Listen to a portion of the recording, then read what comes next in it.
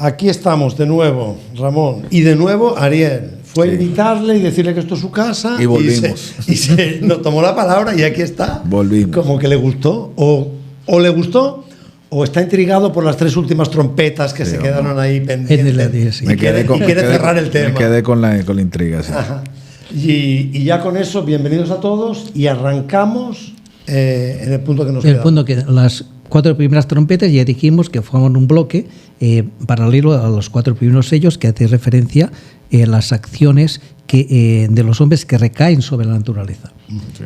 Y decimos que estas que hacían referencia de alguna manera o estaban tomadas, el autor las toma de las plagas de Egipto, que recordemos que era una llamada a la conversión al faraón para que dejara salir a su pueblo.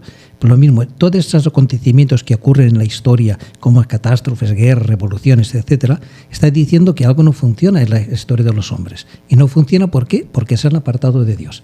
Y por tanto las consecuencias de todos los males están en este alejamiento de Dios. De forma que hay una llamada a la vuelta, retorno a Dios. Esta sociedad, si no retorna a Dios, no tiene futuro. Padre, las plagas de Egipto, ahora que las menciona, ¿eran para Egipto? O para el faraón. ¿O para el faraón o las sufría también Israel? Bueno, sí, exactamente. O para Israel. Bueno, vamos a ver. Estas plagas afectan solamente, digamos, a los no creyentes, no a los hijos. De hecho, las plagas de Egipto, si leemos el libro de la sabiduría, nos dice que estas plagas afectaban a los egipcios, no a los israelitas. Sí, pero cuando se convierte el Nilo en sangre, afecta al pueblo entero. Sí, pero los israelitas tenían agua, digamos así, agua limpia para beber. Porque ellos están en la zona de Gosén. Bueno, pero no sé si históricamente esto sucedía, pero la interpretación que da el libro de la sabiduría va en este sentido. Y es también lo que ocurre con nosotros. Es decir, las plagas que ocurren en el mundo afectan únicamente a los no creyentes. Pero eso no significa... Las padecemos. Que no significa que los creyentes no padezcan. Pues exactamente lo mismo, los mismos sufrimientos, la misma situación. ¿Cuál es la diferencia? Que el cristiano, como ha muerto con Cristo, como se ha unido a Él, a su muerte y a su resurrección, tiene poder sobre la muerte. Y esto es lo que identifica a un cristiano. Cristiano es aquel que puede caminar sobre el mar. Lo hemos dicho varias veces y habrá que repetirlo las veces que haga falta. Es aquel que tiene poder sobre la muerte. De forma que cuando aparece un sufrimiento, aparece un cáncer, por ejemplo, un no creyente, ¿qué ocurre ante el cáncer, ante la perspectiva de la muerte? Se desespera, reniega, murmura, maldice porque no entiende el sentido de la muerte, porque ha perdido la trascendencia y por tanto lo que aparece aquí es el final de todo y por tanto su desaparición, su aniquilación. Y el hombre ha sido creado no para ser aniquilado, sino para vivir para siempre. En cambio, el creyente ante el cáncer puede entrar en paz porque sabe que todo es gracia y que todo esto le está preparando para el encuentro definitivo con Cristo. Porque no olvidemos que la vida del hombre no es esta de aquí en la tierra. Esto es solamente un paréntesis, solamente un breve espacio de tiempo. El hombre ha sido creado para la eternidad. Y tenemos que no perder nunca de vista la trascendencia. Porque es una palabra, la trascendencia. Sobre eso yo creo que tenemos que entrar mucho más. Porque tenemos incluso el riesgo de vivir en la iglesia para esta vida. Hay un peligro en la iglesia que se está olvidando de predicar la trascendencia. Por ejemplo, no se predica la muerte, el juicio, el cielo, el infierno, que es lo definitivo, es la escatología, es lo eschatos. El eschatos es lo definitivo, lo que nos espera a todos nosotros.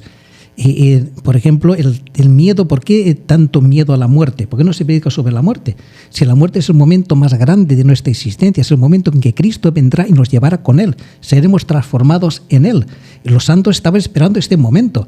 Tanta dicha espero, diría Santa Teresa, que muero porque no muero.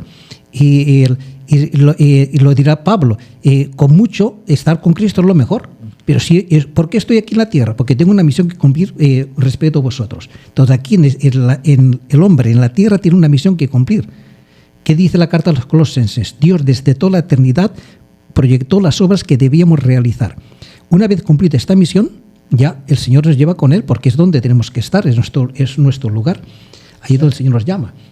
Donde estamos perdiendo entonces, claro, incluso los cristianos, la visión trascendente de la vida y de que estos son 4 días o una mala noche, como decía Santa Teresa. En una mala posada. En una mala posada. Sí, por eso la perspectiva de la muerte es fundamental. ¿Por qué antiguamente, por ejemplo, los cementerios estaban al lado de la iglesia?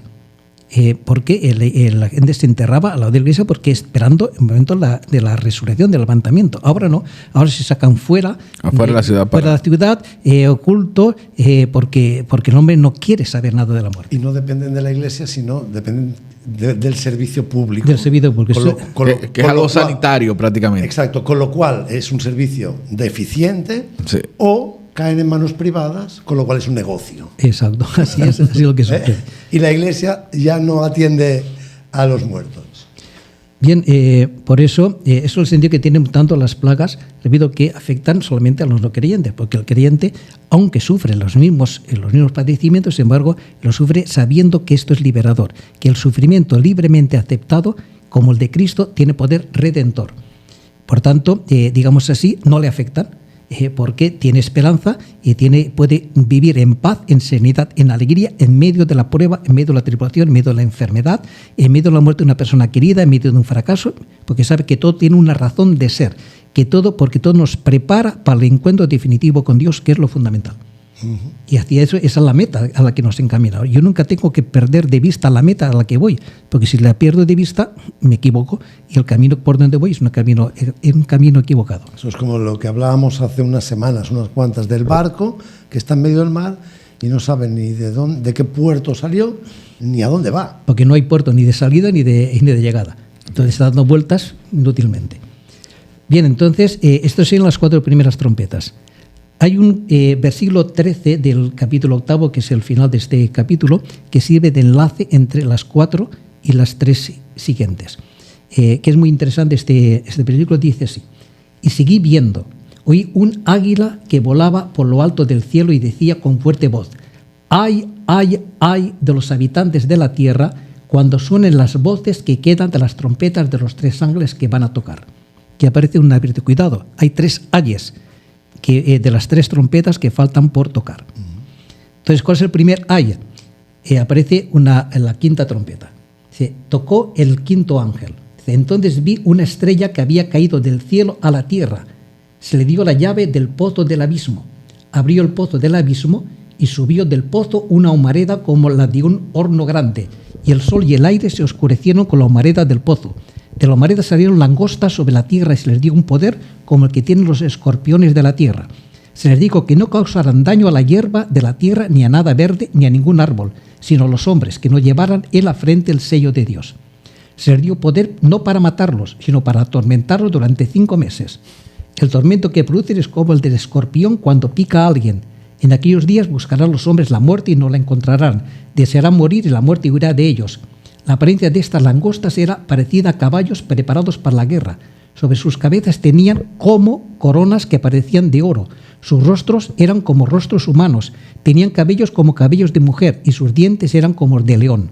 Tenían corazas como corazas de hierro y el ruido de sus alas como el estrépito de carros de muchos caballos que corren al combate. Tienen colas parecidas a las de los escorpiones, con aguijones, y en sus colas el poder de causar daño a los hombres durante 5 meses. Tiene sobre sí como rey al ángel del abismo, llamado en hebreo Abadón y en griego Apolión. El primer ay ha pasado. Mira que detrás vienen todavía otros 2. Wow. Es el primer ay. Vamos con la langosta. Vamos a ver con esta. En primer lugar, hay un ángel que es caído, que está en el pozo del abismo, que es el ángel caído, es el demonio, pero hay uno que tiene la llave del abismo. ¿Quién tiene las llaves de la muerte y del Hades? Lo hemos leído al principio del libro. Es Cristo que tiene la llave de la muerte y del Hades. Es Cristo quien abre, digamos, el pozo del abismo. Y de él sale una humareda. Esta humareda que lo que hace es oscurecer el sol. ¿De qué está hablando aquí todo este ay? Está hablando de una cosa muy importante, que es la tentación, a la que están sometidos todos los hombres. Y la tentación está permitida por Dios. Dios es el que permite que el demonio tiente a los hombres. Pero el hombre tiene que ser probado. Recordemos que Satanás tiene que pedir permiso a Dios para tentar a Job. Y sin ese permiso no puede hacer nada. ¿Por qué es tentación? Porque el hombre ante Cristo tiene que tomar una decisión. O lo acepta, cree en él, o lo rechaza. Entonces, lo primero que hace este ángel exterminador, estas langostas que salen del abismo, es oscurecer. ¿Qué es lo primero que hace el demonio? Oscurecerte e impedirte ver el amor de Dios en tu historia. diciendo que Dios no te ama, que todo lo que te está pasando es un desastre, que por qué tú tienes que tener un fracaso, por qué no has podido terminar tus estudios, por qué no eres profesional, por qué tienes esta enfermedad, por qué se ha muerto tu papá, o por qué no sé qué. ¿Ves? Dios no te ama. Si Dios te quisiera, realizaría lo que a ti te gusta que se realice. Eso es lo primero que hace oscurecer la historia, diciendo que Dios se ha equivocado en la historia, que es lo que hace el demonio a Eva. No es verdad lo que ha dicho Dios de que si coméis de este árbol moriréis. Lo que pasa es que Dios tiene envidia de vosotros. Recordemos aquellas serpientes del libro de los Números que mordían en el talón, que es lo que hace la serpiente, morder en el talón, que es inocular un veneno de la duda del amor de Dios. Dios no te ama. Y frente a esto solamente cabe una respuesta, que es decir, no es verdad, Dios me ama, es aplastar la cabeza de la serpiente como hace Jesús en Getsemaní. Yo no entiendo por qué tengo que ir a la cruz, pero sé que si Dios permite esto, esto es para mi bien y para bien de todos. Por tanto, que se haga tu voluntad, no la mía. Este es el combate. Lo primero que hace es esta humareda, oscurecer. Y aquí aparece estas como especie de escorpiones que tienen un poder, dice, no para matar, sino para atormentar durante 5 meses. ¿Por qué 5 meses? 5 indica un tiempo indeterminado pero limitado. Eso es lo que indica el número 5. De forma que la tentación, la prueba que es una prueba que Dios permite, pero Dios sabe cuándo empieza y cuándo termina. Es Dios quien la controla. Dios no permite que seamos tentados por encima de nuestras fuerzas, sino que esto es una necesidad, porque yo necesito. Si no combato, ¿cómo puedo tener la victoria? Si no me encuentro ante esta tesitura, si creo o no creo en Cristo, si lo acojo o lo rechazo, esto es necesario para que porque es donde se juega el destino de la humanidad. Este destino se juega en esta aceptación o este rechazo de Cristo. ¿Hay alguna explicación para la apariencia de la langosta? Bueno, fijaros bien que dice cómo. Sí. Es decir, el vidente dice, por ejemplo, tenían como coronas que parecían de oro. O sea, no son de oro. Ok, parecían. Sus rostros eran como rostros humanos. Tenían cabellos como cabellos de mujer. Y sus dientes eran como de león. Es decir, que la apariencia de la tentación siempre tiene el rostro humano. O sea, aparece pero no es. O sea, no tiene nada. Aparentemente es ahí un oropel, es un espejismo, no hay absolutamente nada. Y además tiene rostro humano, que parece amable, siempre la tentación aparece como algo favorable, que te halaga, la belleza, todas estas cosas. El pelo como una mujer, la belleza. Sin embargo, tienen dientes de león que te van a destrozar. Exactamente. Esta es la situación. Y dice, colas parecidas a los escorpiones, además actúan, digamos, con trampa, porque no te atacan de frente, te atacan por detrás con la cola. Por tanto, es una trampa que te está. La tentación siempre es una trampa, un señuelo que el demonio te presenta para que tú acudas a él pensando que ahí hay algo cuando no hay absolutamente nada. Hay una imagen taurina que es muy sugestiva en este sentido. Cuando se prueba a los toros bravos, antes de probarlos se les tienta, se va a la tienta sin tentar. Entonces, como el toro es un poco corto de vista, alguien pone delante de él un trapo de color, por ejemplo, rojo o amarillo, un color vivo, y lo mueve de forma que el toro piensa que ahí hay algo, embiste a ese toro. Pero ¿qué pasa? Cuando llega el momento, el torero lo torea, lo escamotea, y detrás del trapo no hay absolutamente nada. Queda frustrado. Esto es lo que pasa con la tentación. Aparentemente hay un oropel, aparentemente una cosa buena, pero detrás no hay nada. No solamente no hay nada, sino que hay es muerte. Esta es la situación de la tentación. Y hay también un dato importante, que esto no es una cosa, digamos, aleatoria, porque estas langostas tienen un rey, tienen alguien que los dirige, alguien que los gobierna, que se llama, dice, Abadón en griego, en hebreo, y Apolión en griego, significa el exterminador. O sea que la función de estas langostas es la de exterminar, la de destruir, lo que buscan destruir al ser humano. Esto es lo que, pues entonces es el primer ay, cuidado, hay un primer ay, cuidado, porque hay alguien que te quiere destruir, y además con inteligencia, sino que hay una batalla dirigida expresamente contra ti. ¿Esos dos términos griegos tienen algún contenido? No, Abadón en hebreo, Apolión en griego, significa exterminador. Exterminador. Exterminador. Muy bien. Bien, entonces, El primer ayo. Cuidado, hay otros dos. Esta es la quinta. Esta es la quinta. Sería la quinta trompeta, que ahora aparecen manifestadas como ayes. Como ayes. Sí, porque es tremendo lo que está. Cuidado, te está advirtiendo. Cuidado, que hay una cosa seria. Pero fijaros bien que esta primera trompeta no mata, no destruye. Simplemente te atormenta. Es una advertencia. Aparece la sexta trompeta. Y aquí viene el segundo ayo. Tocó el sexto ángel. No solo advertencia, atormenta. Atormenta. Sí, porque el pecado atormenta, porque aquel que está en pecado no tiene paz, no tiene alegría, no tiene sentido su vida, no tiene ningún... ¿Qué pasa con el mundo que no conoce el amor de Dios? Que todo le es contrario, que un fracaso, una enfermedad, todo es, el momento está inquieto, está preocupado, ¿qué va a ser de mi futuro? No tiene paz, no tiene descanso. Vamos entonces la sexta. Entonces oí una voz que salía de los 4 cuernos del altar de oro que está delante de Dios y decía al sexto ángel que tenía la trompeta: suelta los 4 ángeles atados junto al gran río Éufrates. Y fueron soltados los 4 ángeles que estaban preparados para la hora, el día, el mes y el año, para matar a la tercera parte de los hombres. Atención, estos van a matar. El número de sus tropas de caballería era de 200 millones. Pude oír su número, dando una cosa... vi en la visión los caballos y a los que los montaban. Tenían corazas de color de fuego, de jacinto y de azufre. Las cabezas de los caballos como cabezas de león, y de sus bocas salía fuego y humo y azufre. Y fue exterminada la tercera parte de los hombres por estas 3 plagas, por el fuego, el humo y el azufre que salían de sus bocas. Porque el poder de los caballos está en su boca y en sus colas, pues sus colas, semejantes a serpientes, tienen cabezas y con ellas causan daño. Pero los demás hombres, los no exterminados por estas plagas, no se convirtieron de las obras de sus manos, no dejaron de adorar a los demonios y a los ídolos de oro, de plata, de bronce, de piedra y de madera, que no pueden ver, ni oír, ni caminar. No se convirtieron de sus asesinatos, ni de sus hechicerías, ni de sus fornicaciones, ni de sus rapiñas. Entonces, ¿qué es esta tercera plaga? Y aparece, dirá, 4 ángeles. 4 indica, los 4 puntos cardinales, indica la totalidad, es que todo el mundo está sometido a esta plaga. Dice que están a control del río Éufrates. Atención, porque el Éufrates está al este de Israel y históricamente era del este donde vinieron todas las idolatrías a Israel, y tanto todos los males. Tanto está hablando de algo fundamental que tiene poder de matar. Este poder de matar. Siempre la descripción es como parecido. ¿De qué está hablando aquí? ¿Qué es lo que mata? Aquí está hablando de la idolatría.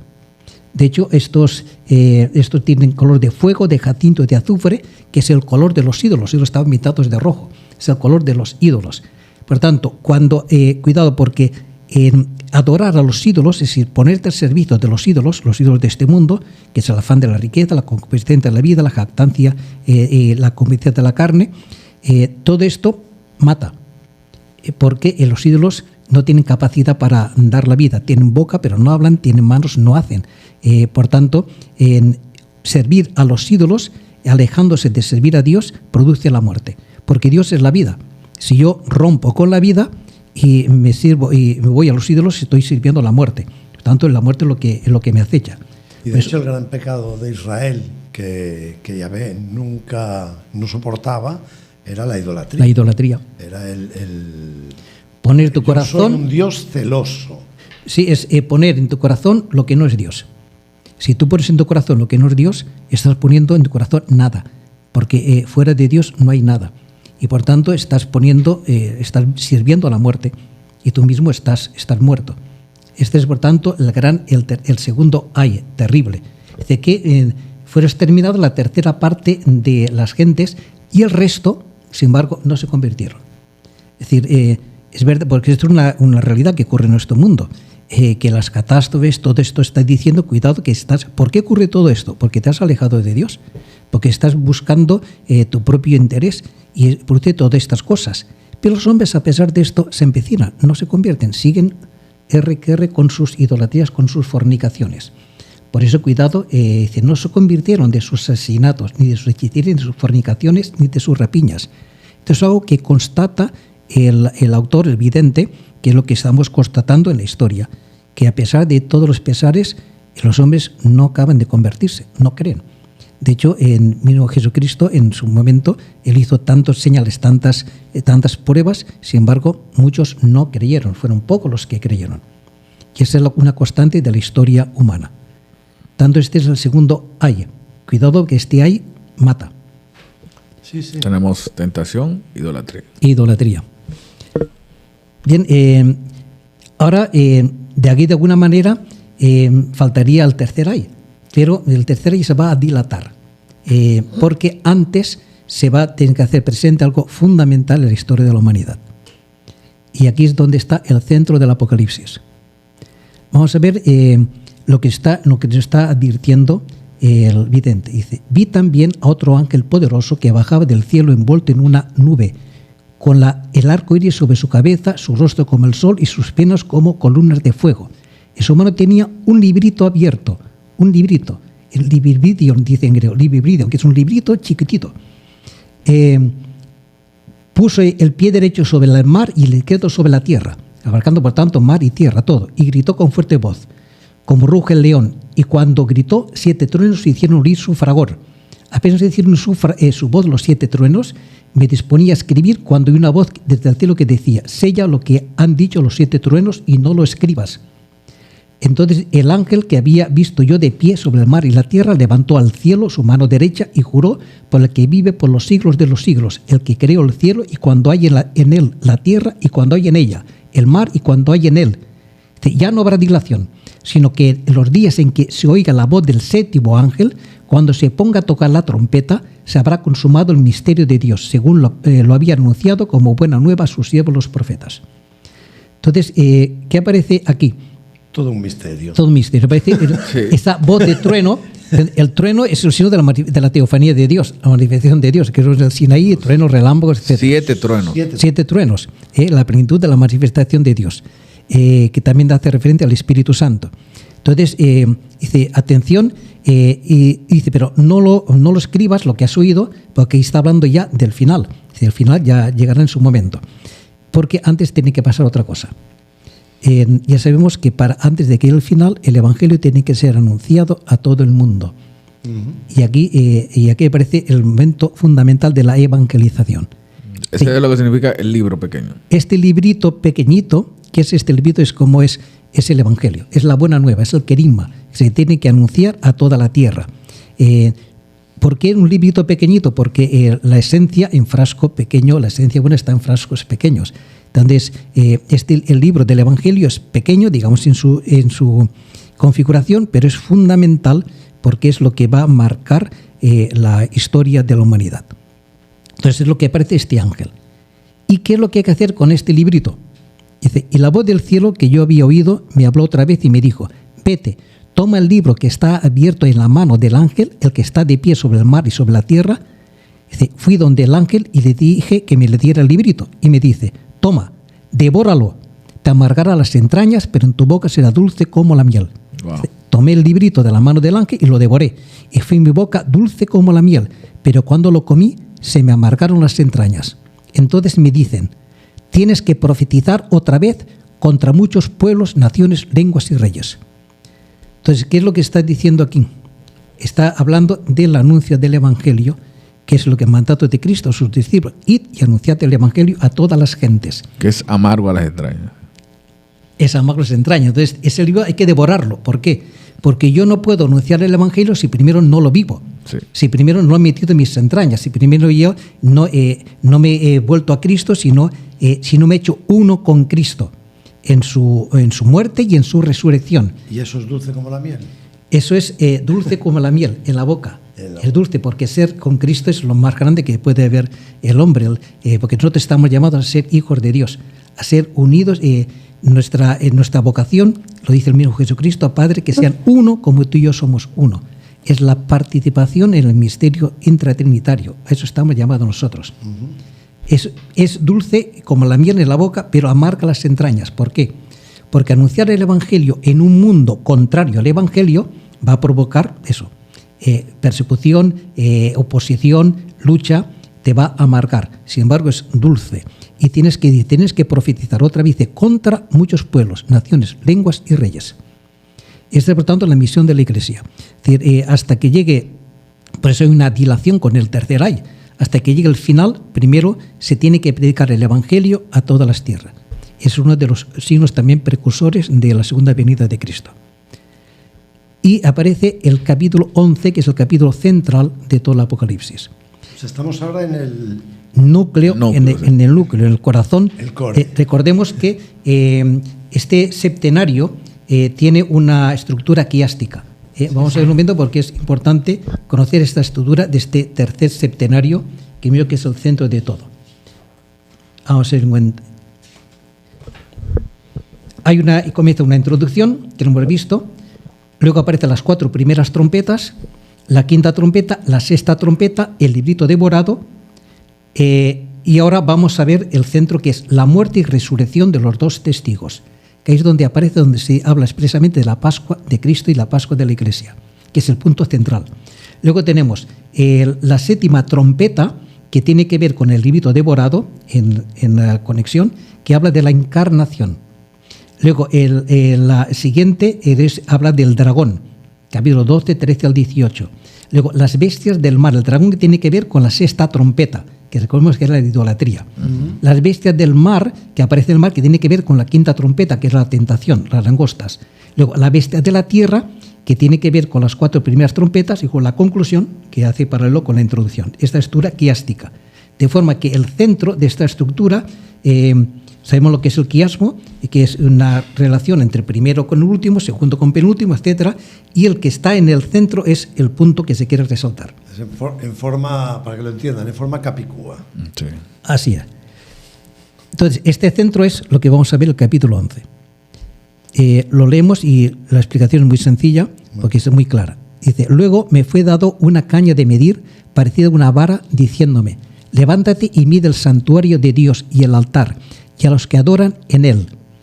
Recordemos que ahí detrás está la visión de Ezequiel, que hay uno que con arribos de escribano, que tiene una cara de medir, va midiendo y va anotando. Sí. Es la imagen que tiene aquí el autor. Mide el santuario y el altar, y a los que adoran en él. El patio exterior del santuario déjalo aparte, no lo midas, porque ha sido entregado a los gentiles que pisotearán la ciudad santa 42 meses. 42 meses, una palabra importante. 42 meses es lo mismo que 3 años y medio. Un tiempo, 2 tiempos, medio tiempo, que es lo mismo que 42 meses. Recordemos, los tiempos son de 30 días cada mes, que hace referencia al momento que dura la persecución. Recordemos que ese tiempo fue el tiempo que duró la persecución de Antíoco Epífanes. Tanto hace presente que la persecución tiene comienzo y tiene final. Está controlada por Dios. Y además es imperfecto, porque es la mitad, justamente la mitad de 7. Y la mitad, por tanto, de la perfección. Entonces, 42 meses. Dice: pero haré que mis 2 testigos profeticen durante 1260 días. Lo mismo que 42 meses, traducido a días. Cubiertos de sayal. Ellos son los 2 olivos y los 2 candeleros que están en pie delante del Señor de la tierra.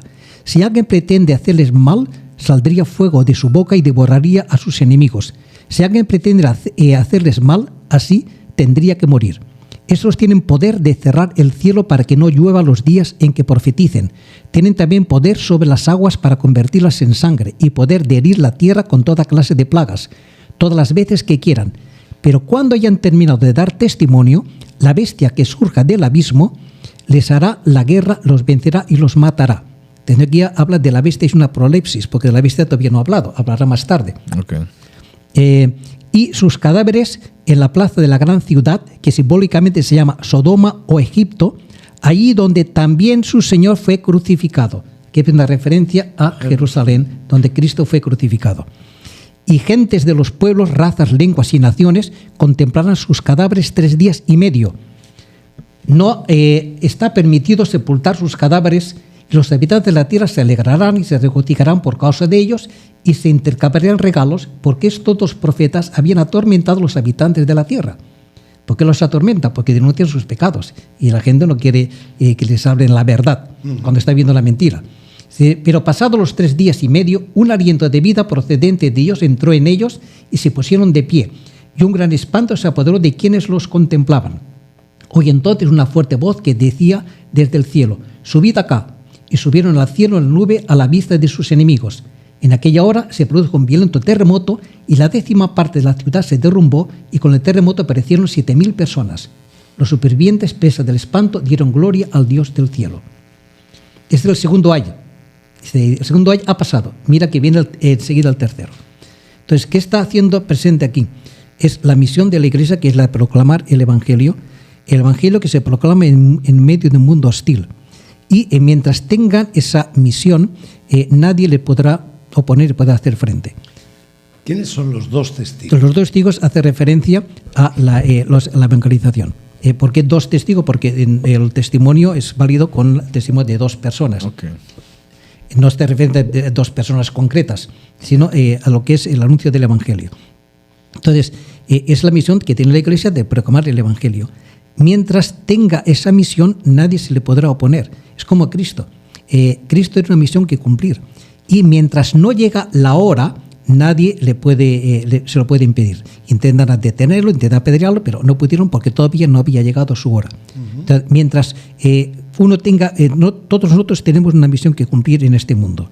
Mientras esta misión esté en marcha, nadie se podrá oponer. Y por tanto, se anuncia el Evangelio como hacen estos dos testigos con autoridad. ¿Qué es autoridad? La autoridad significa que no van disimulando ni diciendo, no, tienen que hablar con autoridad, y esta autoridad que viene de Dios. Es Dios quien les da la autoridad. Por tanto, para hablar en verdad, sin ocultar la verdad, como Cristo habla con autoridad y dice las cosas como son, aunque produzcan rechazo y oposición en la gente. De forma que esto es una palabra muy importante para la Iglesia y la Iglesia hoy. La Iglesia tiene que hablar con autoridad, no puede ir, porque hay temas que se silencian en la predicación, para no molestar, para no perturbar a la gente, ¿no?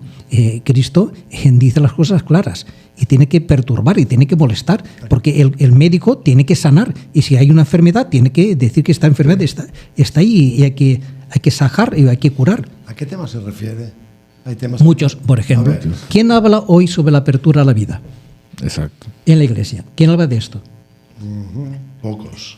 ¿Quién habla, por ejemplo, sobre la muerte, sobre la perspectiva de nuestro destino está en la trascendencia? ¿Quién habla, por ejemplo, sobre temas que están prohibidos hoy en día hablar, porque la sociedad los prohíbe, que no se pueden nombrar? Porque, como ya nos dije en otra ocasión, tenemos un lenguaje inapropiado, pero hay que decir la verdad. Por ejemplo, la homosexualidad no es una forma, digamos así, adecuada de vivir la sexualidad, porque Dios ha establecido todo lo que es el sentido que tiene la sexualidad, de poder donarme, de poder amar, de poder ponerme al servicio del otro. No responde a la ley natural. No responde a la ley natural que Dios ha creado. Que es otro tema del que no se habla. Que no se habla. Ley natural. Ley natural, sí. Por ejemplo, sobre tantas cosas, por las leyes que se están proclamando derechos que son, en realidad, no son derechos, sino que son todo lo contrario. Caprichos. Al mal se le está diciendo derecho y al bien se le está atacando. Cuando eso sucede, entonces se dice que la sociedad está gravemente enferma. Y eso hay que decirlo y hay que proclamarlo. Por tanto, pues hablar con autoridad como hablaba Cristo, que decía las cosas claras, y esto, claro, lleva a la persecución, evidentemente. Cuando hayan terminado de dar testimonio de su misión, entonces llegará el momento de dar, digamos, el acto supremo. Como dirá el Evangelio, Jesús, habiendo amado a los suyos que estaban en el mundo, los amó hasta el extremo. Me da el momento de dar el acto supremo, que es de entregar la vida por amor a los enemigos, aquellos que le están atacando, que le están rechazando. Entonces, y este es el final de la Iglesia, la persecución. Y entonces en esta persecución es donde la Iglesia da lo más grande de sí misma, amando al mundo al que está llamada, porque la Iglesia está al servicio del mundo. Tiene que prestar un servicio al mundo, llevar al mundo a la fe, a la verdad, a la luz. Y aunque el mundo la rechace, la Iglesia tiene que estar dando la vida por este mundo que la rechaza. Y entonces dará esta situación. Dice que la gente se regocijará porque estos profetas los atormentaron, claro, porque hablan de la verdad. ¿Qué dice el libro, por ejemplo, la sabiduría de los impíos? Ataquemos al justo porque nos reprocha con su propia vida nuestro modo de proceder. Es molesto. Es molesto. Es molesto, la Iglesia es molesta para el mundo, claro. obviamente, porque la Iglesia no tiene que ver con el mundo. Si cumple su misión. Si cumple su misión. El problema está cuando la Iglesia quiere adaptarse, ponerse de parte del mundo, entonces deja de ser Iglesia. Deja de tener su signo profético. Es friendly. Es amistosa. Bien, la Iglesia no es amistosa con el mundo. No tiene que ser. No tiene que ser. Pero cuando... Eso es ser tibio. Sí. Entonces, por tanto, habrá regocijo tal. Sin embargo, estos están llamados a la resurrección. Porque, como ya hemos dijimos la semana pasada, cómo la Iglesia triunfa. No triunfa, digamos, como triunfa el mundo. Cristo en este mundo fracasó como realidad en el mundo, porque su reino no es de este mundo, es de otro lugar. ¿Cómo triunfó Cristo? Precisamente mostrando lo que es el amor total, dando la vida por sus enemigos. De ese mismo modo, la Iglesia triunfa como ha triunfado Cristo, no de otra manera, no hay otra forma de triunfar. Por tanto, la Iglesia es en tanto en cuanto se hace partícipe de la Pascua de Cristo. Ya dijimos desde el principio que el Apocalipsis es un libro pascual, que en la clave interpretativa de toda la historia es el Cordero degollado que está en pie, es la Pascua de Cristo. Sin esto la historia no se entiende. Porque ¿qué es el sentido de la historia? El sentido es Dios ha creado al hombre, lo ha creado el hombre porque le ama, porque quiere hacerle partícipe de su vida. Pero el hombre ha rechazado esa oferta de Dios, en lo que conocemos como el pecado original, y entonces ha introducido el mal y la muerte. Entonces, ¿qué es lo que hace Dios en toda la historia? Lo que hace Dios en toda la historia es intentar reconstruir esta comunión con el hombre. Y esto, claro, presenta oposición por parte de los malvados. De hecho, una inclusión semítica que abarca toda la historia, toda la Biblia. Comienza la Biblia con el hombre en el jardín del Edén. Sí. Ahí es donde está la comunión con Dios. Cuando el hombre rompe esta comunión, es expulsado del jardín. Vive en el desierto donde no hay agua, donde no hay comida, donde no hay nada, donde solamente hay cardos y espinas. Y es donde la situación que está viviendo el hombre, en el desierto donde no hay vida. Y ahí o Dios interviene o el hombre se muere. Bien, ¿y cómo concluye la Escritura? Con el libro del Apocalipsis, al final veremos que describe la ciudad celeste, la Jerusalén celeste, con las mismas características del jardín del Edén. Es decir, está hablando de la comunión restablecida, restaurada, las bodas de Cristo y la Iglesia. A mí me la boda restaurada. Una pregunta con esto que está diciendo. Toda la Escritura no tiene, yo sé que me dirá que sí, pero no tiene el mismo autor. No. Bueno, no tiene el mismo autor humano. Exacto. Intelectual, el mismo autor divino. Ahí voy. Y quien ha juntado los libros y los ha puesto en el orden que están es el Espíritu Santo. Es el canon. Sí. Es canon. Entonces esa inclusión semítica no está en la mano de un autor, no, ni en la mano de quien recopiló y dijo esto sí y estos libros no. ¿Hay alguien más que ha creado una inclusión semítica? Porque Dios vela sobre la Iglesia y por tanto Dios no permite el error. Y por tanto todo está bajo, digamos así, el autor de la Escritura es Dios, pero a través de autores humanos. Porque importante, ya que sale este tema, sobre el sentido de la Escritura. Vamos a ver, la Escritura es el canon. Canon es un patrón, es un modelo. Sí. Porque Dios habla constantemente, continuamente. Dios habla desde el momento de la creación y sigue hablando hasta el final de los tiempos. Solamente que hay unas personas que han escrito la Biblia. La ha escrito parte Israel, parte de la Iglesia. Por eso está el nombre, personas que han visto la acción de Dios en su historia y entonces cuentan la intervención de Dios en su vida, en su historia. Por eso este libro está lleno de nombres propios, de historia de personas concretas. Abraham, Moisés, Jacob, Elías, Eliseo, los apóstoles, Jesucristo, etc. Porque es la experiencia del hombre ante la acción de Dios. Y esto lo plasma por escrito, de forma que esto es, digamos, el canon, el modelo de cómo Dios actúa. De forma que cuando aparece un acontecimiento en mi historia, que es palabra de Dios, siempre Dios me está hablando de mi historia, ¿cómo yo puedo interpretar este acontecimiento? Acudo al canon, sí. Porque ahí tengo la clave interpretativa de lo que me está pasando ahora. Porque Dios constantemente está hablando. Tanto la palabra de Dios es anterior, durante y posterior a la Escritura. La Escritura solamente es una parte. De hecho, una cosa importante, en Israel es fundamental no solamente la Escritura, también la tradición oral, que está luego recopilada en la Misná. Porque, y además hay una cosa importante, que el hebreo es una palabra que solamente tiene consonantes, incluso ahora mismo. Sí. De forma que el hebreo yo no lo puedo leer si primero no lo he escuchado, si primero no me se ha dicho cómo se lee, si primero no lo he vivido en la familia, yo he aprendido a hablar, y cuando aprendo a hablar, entonces yo puedo leer el libro. Pero si yo no he escuchado, si no se me ha dicho cómo se pronuncia tal palabra, no la puedo pronunciar, porque no están las vocales. Por eso es tan importante la tradición oral, porque me ayuda a interpretar la palabra. Por eso, un ejemplo de eso es el Yahvé y el Jehová, que son sí. Dos pronunciaciones del mismo tetragrama. Sí, pero el Jehová es una cosa especial, porque vamos a ver, porque el tetragrama divino es Yod, Vau, E. Eso es el tetragrama divino. Son 4 consonantes. Sí. ¿Cómo se pronuncia? No sé cómo se pronuncia. Claro, los judíos nunca pronuncian el nombre de Dios, sino que hacen un sinónimo que es mi Señor. Adón, el Señor en hebreo, Adonai, mi Señor en hebreo. O dicen el nombre, Hashem. No dicen el nombre, o Hashem por el nombre. Hashem, el nombre. No, de forma que cuando aparece este tetragrama en la lectura, no dicen, ¿cómo se pronuncia? Dicen Adonai, Adonai, Adonai. Uh-huh. Muy bien. Eso los hebreos porque lo saben. Cuando hace referencia a él, dicen el santo bendito sea. Exactamente. Sí. Entonces, dependiendo ahora bien, de qué rama sean. Posteriormente, sobre el siglo XII de nuestra era, algunos sabios hebreos, llamados masoretas, como ya el hebreo empezaba a perderse, para que no se pierda la pronunciación, inventaron un sistema de puntos, se llama Nikud, que identifican cómo se debe de pronunciar, con qué vocal se debía de pronunciar determinada palabra.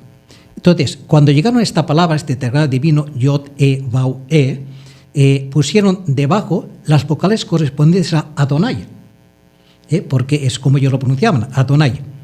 Ahora bien, llega un profano a la materia y llega esto y ve Yod con A de Adonai, ya.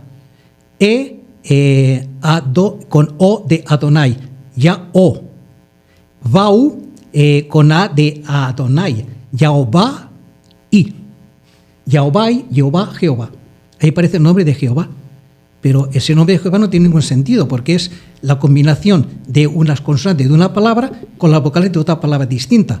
Si yo combino las consonantes de una palabra con vocales de otra palabra distinta, ¿qué me sale? Una palabra que no tiene ningún significado. Incluso no tiene ningún sentido. Yo sabía que los puntos estaban puestos, por ejemplo, la Yod no debería llevar los puntos eso, y era como un error para que se supiera que eso era impronunciable.